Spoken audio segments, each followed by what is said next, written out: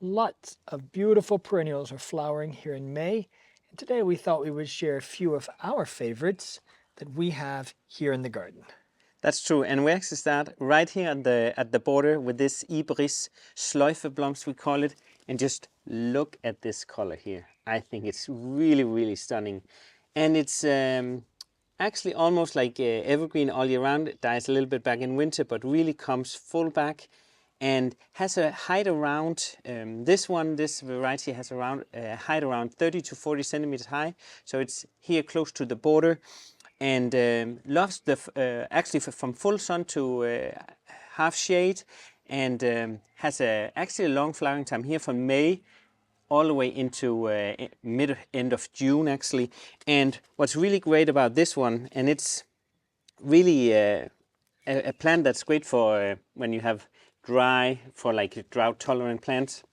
And another great thing is you can actually easily do cuttings of these ones. So I would actually do, if there's some with a flower, I would remove that one, and then I'll remove the lower leaves here, and then I'll add that in. Actually, you can do it just next to the mother plant or in a pot. Just remember really to water if it's really dry. And then this one would really quickly, because there's so much energy in this little stem, then you get a new little baby Iberis. And if you don't like that beautiful color, there's other options. We actually have this one over here in a white variety. It's also called Snepude in Danish, and it's like a snow pillow, and you actually want to put your head on it. Also flowers now, has been flowering here for actually all of May here, and a little bit lower than the other one, around 25-30 centimeters, but also close to the border here, and it really is great. Because it has this white. White is really nice in a contrast to the little bit more purple, but that has a little bit more play with the pink and more dark purple. But close to the border and kind of falls out. You can see under here, kind of just falls over, so you can easily just let it. It gives a very natural look here next to the border and gives so much color. I really, really like it. You ready for another one, Lars? Yes, and we come actually to one of my favorites, which is yellow, a perennial with yellow flowers. Really, I think it's great for the garden, and a great contrast to a bunch of other colors. And this one is actually a wallflower, very low growing one, and it makes, if I move the flowers away here, just like a really pretty, just a green pillow, kind of just very, very low, around 20 centimeters, not very high, but then it gets these stakes of really smelling. This yellow one really smells nicely. Flower, and it loves the full sun actually. Flowers now from May all the way to June, and you can also divide that one. And if I lift here, I just want to show you here under how this is actually just one plant, but how it just like spread, and you could easily take parts of this, remove the flower, and then make cuttings and place them other areas in the garden. But if it gets too much, you can easily just divide and move some away. But I love that it kind of just cascades over the path here and gives a very natural look. And this flower is just really stunning, and I love the smell on that one. And we're very glad to have it because, as Lars has told in other videos, I trimmed it back too far last year, and all we had was the green, grassy. Yeah, so do be careful when it looks really, it's green for a very long time, but then in some of the time of the winter, it kind of dies back, and then be careful not pruning too much back. We figured that out. But this one is really nice. And right across the path, we have another really great one. It's called a Bjergknopurt, and we have different varieties. Here's a quite special one with like white heads here, but even before it comes out, look at that. I think it's called a harlequin pattern, but it's really, just look at the buds here coming, really, really pretty. Flowers also a very long time, like the wallflower, from all of May until June. And what you also do is really great with this one. If you deadhead, then it just keeps blooming, and loves the full sun to half shade. It gets a little bit taller than the wallflower, around 60 to 70 centimeters tall. But this one we had actually more on the back, and we didn't really see it. So we actually moved it to the border. It can get a little bit taller, and also what this one needs is a little staking, either a metal thing or just like a cross of bamboo we put down here. Just otherwise it's kind of falling over and looking a little sloppy if it falls. So you could actually tie a circle around. Sometimes we do that, and then you get a really different look because they tend to fall over. You could also move it or like bury it a little lower down, and then they won't really fall out like that. This one is also really great, has high in nectar in pollen for the insects, and great at self-seeding everywhere. So that's really nice. We have this one, and then we also have a blue one further back. Let's go show that, because the ones that have self-sown, this one hasn't self-seeded as much as our purple ones. As the other one. I love that you walk backwards, Lars. You're so good at walking backwards. Right. I don't want to lose my photographer. Here, actually, there is the mother plant. And there we actually put some staking around. Maybe I should just show. Here you can really see under here, but it kind of, if you do it really, that's also a great idea to do it not too late. Yeah, I did it really early because otherwise it's too late and then you damage all the flowers. And then it has self-seeded here in the border. Yeah, and over here in the border. So it doesn't and really... a few places behind me. But look at this variety. This is the more common one and really great. And as I mentioned down there, Alan is really great at deadheading. That's kind of his great job here. But trimming that back, and it'll just keep on producing a lot of more flower in general with all the perennials. That's really good, because then you get more flowers, but do keep some if you want to collect seeds. But as I mentioned, it will also self-sow, and you can easily see this, the baby ones, because they have this kind of hairy little blue color foliage. So you will see the baby ones around your garden very easily. And we actually have one, if you move over here, we have another variety here. Look at this color here, very dark. I was just going to mention that the bees are going to love you for this one. I see this one here. So there's so many, actually 5 or 6 different varieties of this one. Really that one nice. just popped up, and then one right back there next to the Aleums. Oh, that's true. So look at this skumblomst here. It's really stunning with this just tier of white flower here, called Foamflower, and smells actually really nice. And the foliage is also really stunning. It has a really nice play to the foliage here. Some of them are a little bit lighter.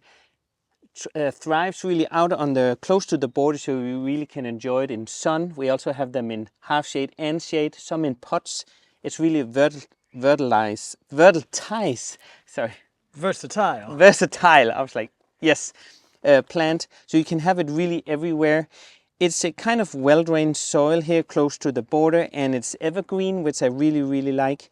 We'll have some runners out, but also really easy to kind of take a little piece of it. You don't need to have any kind of soil or root with it, but kind of with a knife or a little spade, just kind of you can easily divide it and move it into other areas in the garden, because it's really a stunning plant. It has long flowering time also here in May. Started a few weeks ago, run all the way into June, and it's really a great showstopper with a white contrast just to the dark foliage actually here next to the krybende læbeløs with these beautiful blue flowers. That actually already started way back in April and is still flowering here now with these blue flowers. Have them in pink as well, and they have runners out, so they kind of quickly runs over the border but easily can be moved away. And then all these runners here, you can easily also just make new plants of that one, and it will really, I think it's a nice contrast with this really kind of dark blue with the dark foliage in contrast to this foam flower here, which is really nice. And here it's actually in full sun. Here's a little combination that we've shown before, but really, we just put it in last year, and it's already one of our favorites. So this is the watermilk, and we have different varieties. This is Lund watermilk, a little bit low, very compact, around 40 to 45 centimeters tall. Loves can be a half shade, 2 shade, and then it gets really the dark foliage here, and then these lime color. These are the bracts, because the flowers are deep inside there. Yeah. But you have these bracts that are that are getting all the attention. Yeah, and they actually started already back in April and are still now here in May, just giving on a show. It's really nice. So it's really close out here to the border, and also further in we have another one, a minus Merlot, also a water milk that has the same kind of effect. Really great, because it has like around a good 3 months. I would say April, May, and June. You will have these really pretty.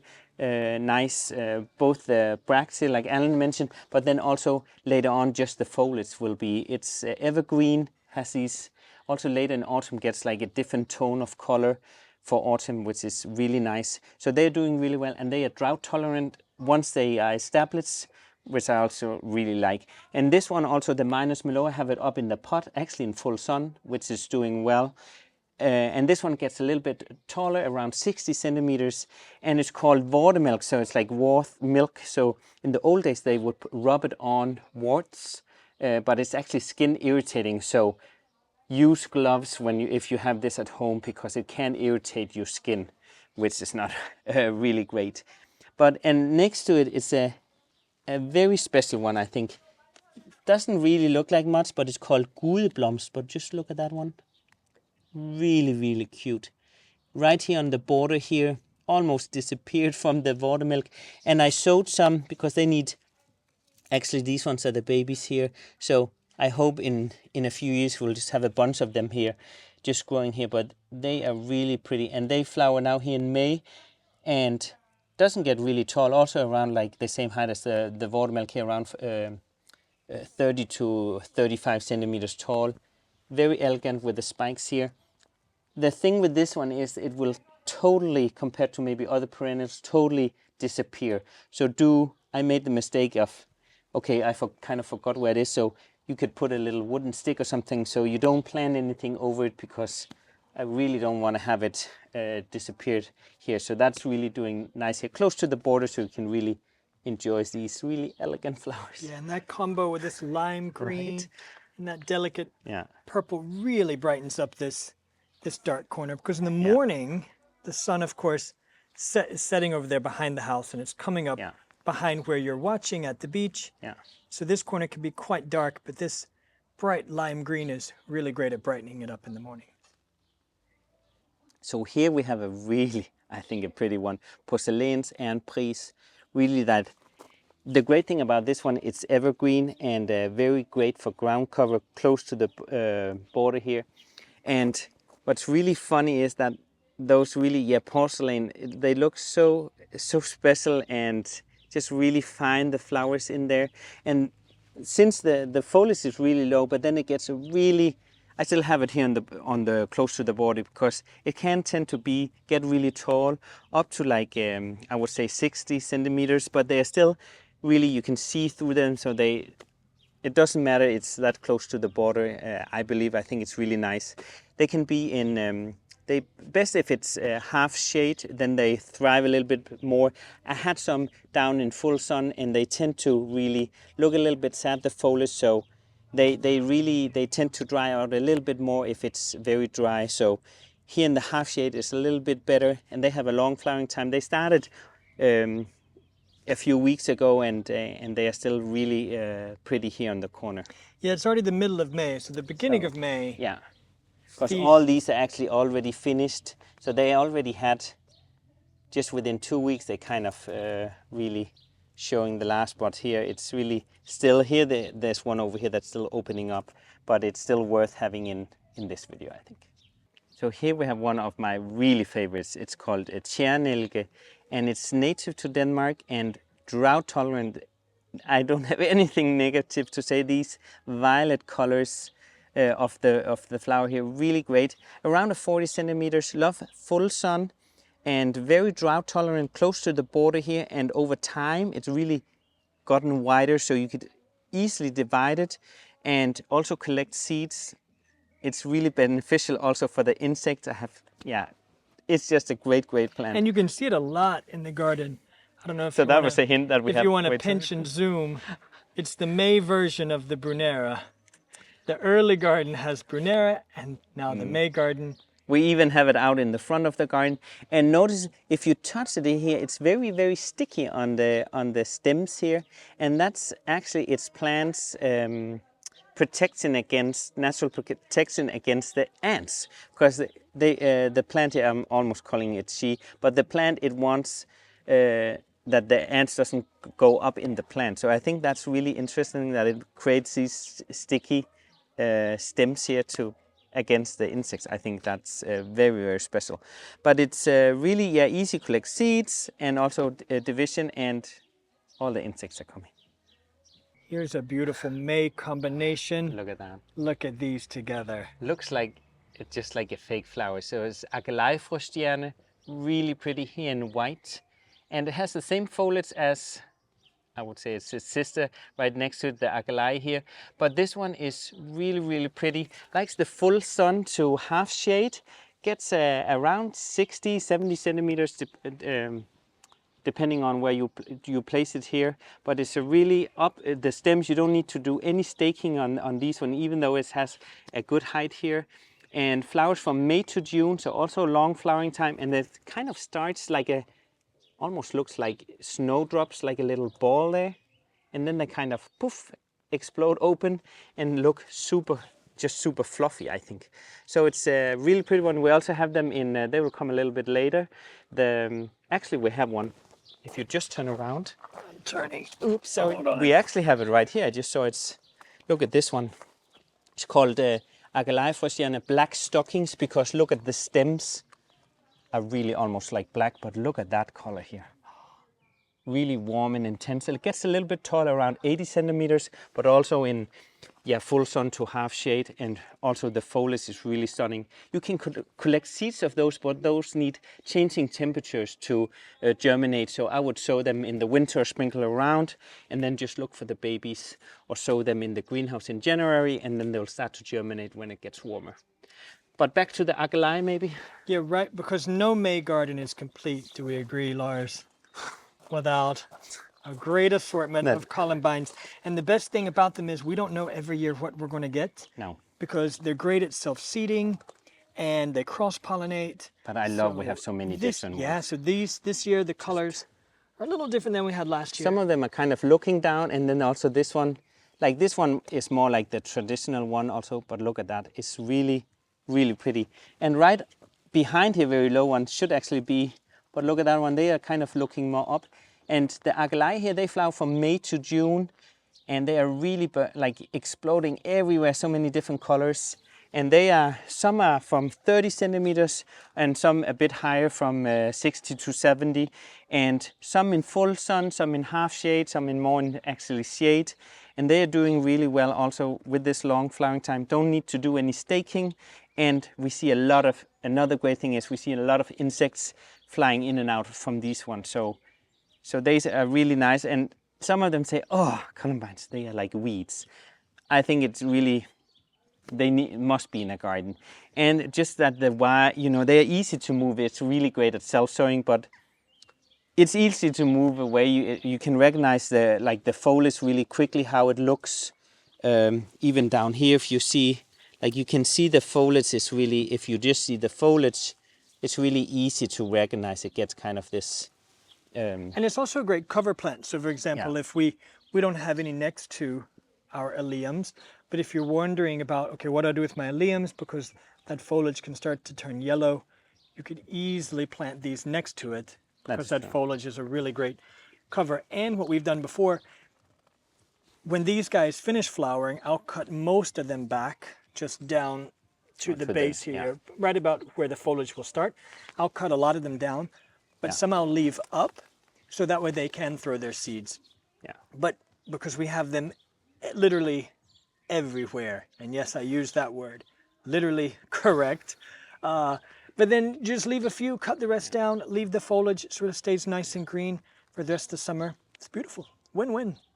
More columbines, as we mentioned, but we're here in this part of the garden to show you another May classic. Look at that. The Geum. And this one is called Mai Tai. We also have a Scarlet Tempest. The list goes on and on. It's really, really pretty. Here it's kind of almost, I would say, evergreen. Has a really great height, around 30-40 centimeters here. Here it's in full sun. We have some up where it's a little bit half shade too, where they also thrive. You can easily divide these ones. You could also collect seeds of them right when they are finished flowering, and you can see when they're kind of ripe, they kind of fall off the plant, then it's ripe, and I would sow it right away, because then you will have established plants next year that will go and flower. But otherwise you can also divide it. And it flowers now all the way in May, a little bit into June as well, and then you would also kind of deadhead to just have those new flowers coming. So that one is really low. The Scarlet Tempest, that's a hard word. It gets more like red-orangey, a bit taller, and has a longer flowering time. All the way, like you deadhead it, and it's 60 centimeters tall, but also you deadhead it and it will flower. Yeah, it was flowering all the way to autumn. Autumn, actually. So that's really a great one if you keep deadheading in mind. So that one is nice as well. We also have a rose, like a more pinkish one. So there's so many cute ones. There's a yellow one as well. But just here next to the other ones, you have actually also, like we mentioned, the yellow wallflower. There's an orange one here as well. Not so established, but my hope and my goal is that it kind of covers some of these beautiful stones we have here. And also, so many things are just coming. Here, the English grass here. You would also see it out in the Danish nature. Very drought tolerant, very low. Around 15 centimeters when it has the flower here, but just keeps coming with the flowers now. And also just, I love the kind of the dark foliage it has. We have also a white one further up the path. This one is called hønsetarm, chicken intestine, not so pretty, but also very great at a great ground cover here and will quickly spread. So I have to be a little bit careful of where it goes. But just like, almost look like an egg, you know, with the yellow inside and then the white there. And the foliage is also like silvery leaves here, but covers everything. So I do have to... And it's just now coming in May. It's really more of a June, would you say? Yeah, end of May, beginning of June. Yeah. And I think we need to say that one more time, that the name of this in Danish is chicken intestine. Yeah, hønsetarm. And I believe in English, it's called snow in summer. Oh. Yeah, right? That's much better. I think whoever did the English naming, that one. I'll double check. Yeah. But I almost guarantee it's not chicken intestines. And we actually also have, if you look to one of my favorite, the lupins actually already now, they normally in, I would say, end of May and in the beginning of June, they already started coming as well. And we have so many different ones of those. We've had an incredibly warm spring this year. So we're thankful for what's here, and we're really looking forward to what's still to come. We just really soak in every day. There's almost like a new perennial in flowers. So actually, I forgot to mention the Jacobstie here. Look at that one, called Stairways to Heaven. Also have them in whites and also a two-tone, like almost white and green. But this one, it's so pretty with the foliage looking like small ladders going up to heaven. Really cute. And so that one is really nice. I love the foliage as well. So I think actually that was the last perennial for now to show. As we've mentioned before, when we talked about perennials in April, we know that this is not a complete list. We have more things in this little tiny garden back there already that we could talk about, but we don't want to drive you crazy and keep you here all night. But what we would ask is that you let us know what's flowering in your garden, in your part of the world for May. We love to make a great list of perennials if we lived in a different zone and if. Yeah. So please let us know what's growing in your garden in May. And until then, we will say thank you so much for watching. Yes, thank you so much. Moin.